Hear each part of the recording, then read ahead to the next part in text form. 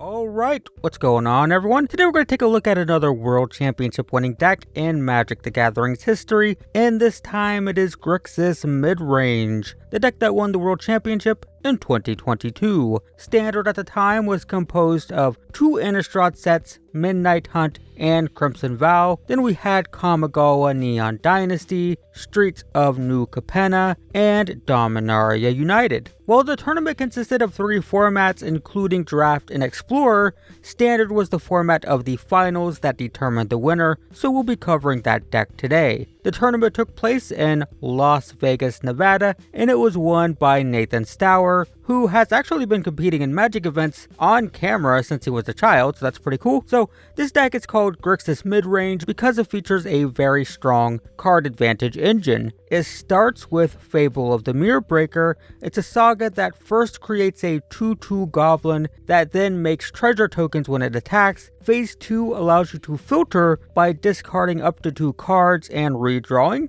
And finally it flips into Reflection of Kiki Jiki, so you get 2 creatures on 1 card, sort of, one of which makes treasure tokens, and you get the filter, so that's a lot of value, but the Reflection goes even further because you can pay 1, tap it to create a token of a creature you control. That token has haste, but you'll have to sacrifice it at end of turn, but it's a free creature, and the creatures it's copying are also very good at generating value, like Blood Tithe Harvester. It's a 2 mana 3/2, which is already great to begin with, right? This on turn 2 is pretty aggressive, but when you play it, you get a free blood token, so you get a 3/2 for 2, great, and you get a way to filter, so good value. You can also sacrifice it to give a creature -X/-X, where X is twice the number of blood tokens you have. So all of this is fine, but with Reflection, you can copy this, not only get the 3/2 for free, but you generate another blood token, and then it can either attack for 3 or be sacrificed to kill a creature, which means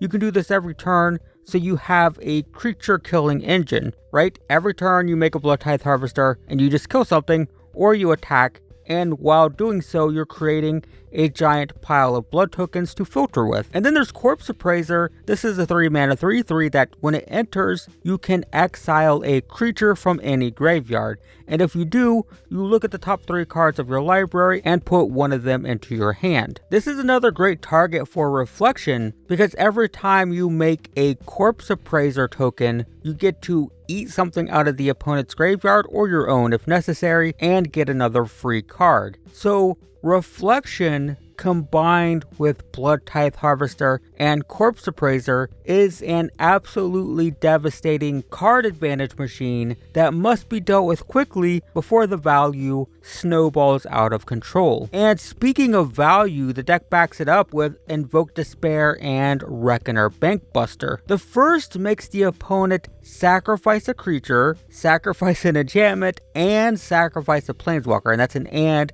not an or, and then each card type that the opponent can't sacrifice, they lose 2 and you draw a card. So they just have a creature but no enchantment and planeswalker, they sacrifice the creature and then you draw 2, so on and so forth. So basically this is like +3 in card advantage because you're going to get 3 cards out of it. You're either going to deal with 3 of their cards or you're going to draw 3 of your own or some combination thereof. The Bankbuster is a vehicle that enters with 3 counters on it, and then you can remove those counters to draw cards. So once again, we basically have +3 in terms of card advantage, and when you remove the final counter, you get a treasure, you get a 1/1 pilot. So now you can animate this very easily, and it can also be crewed by the vampires in the deck. So it's a 4/4 for 2, that's not bad either. And the final haymaker in the deck is Sheoldred the Apocalypse. She's a 4 mana 4/5 with Death Touch, which is already pretty fantastic, no complaints there.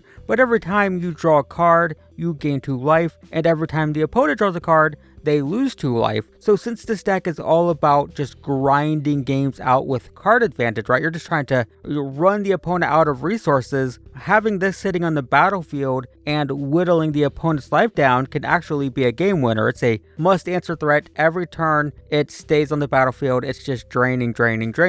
great for a deck that's not trying to, win the game right away. Liliana also makes an appearance. There's only a single copy, but her plus ability forces both players to discard, and her minus forces target player to sacrifice a creature. Good just for grinding again. When you're out of cards, it doesn't matter if you discard. You can discard useless stuff, but you can keep your opponent's resources down, can wipe out creatures, right? You can wipe out a creature, then build the counters up by forcing discard, so on and so forth. And the ultimate can wipe out half of the opponent's board if you ever get there. And the rest of the deck is just control magic. Cut down, Infernal Grasp, Abrade, stuff like this. These are all removal spells. Cut down can only kill smaller creatures, but it's nice in the early game. Infernal Grasp can kill anything at the cost of 2 life, and Abrade deals 3 damage to a creature or it blows up an artifact. And we've already seen Reckoner, Bankbuster, pretty common, and there's plenty more artifacts, so that's actually very relevant. There's also Duress and Make Disappear. Duress is a hand disruption spell, forcing the opponent to discard a non-creature, non-land of your choice, and Make Disappear is the soft counter, great in the early game or when the opponent taps out for a big threat. So yeah, those are great. The mana base doesn't have too much going on. This standard environment had Pain lands, which are lands that tap for colorless, but they can also be tapped for a specific color if you want to take 1 damage. It has slow lands, which enter the battlefield tapped unless it's the late game,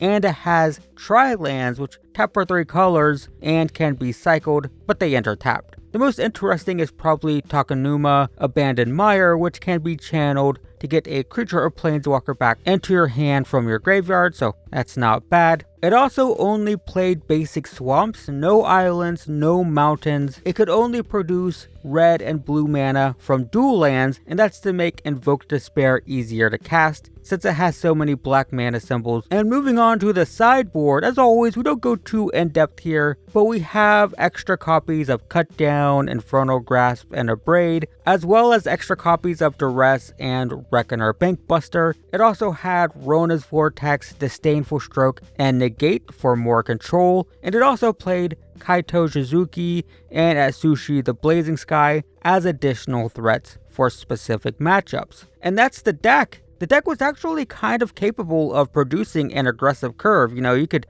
play a Blood Tithe Harvester turn 2, Corpse Appraiser turn 3, Sheoldred turn 4. That wasn't the plan, but it could kind of curve out and kind of have a sort of tempo-y feel. But the real strategy, the winning strategy, was just card advantage. It was all about grinding the game out and ultimately winning by just having more resources. You're trying to win the resource game with this deck. That's why it's called Grixis Midrange. That's what mid-range decks are typically trying to do. And that's the deck that won the World Championship in 2022. So if you like this video and you want to see more like it, I have an entire playlist dedicated to these World Championship decks going all the way back to 1995, 94. What was our earliest one? All the way back. We have all the World Championships. You can go back and check all of them out. So yeah, go check that out if you're interested. But in the meantime, thanks for watching, and I will see you in the next one.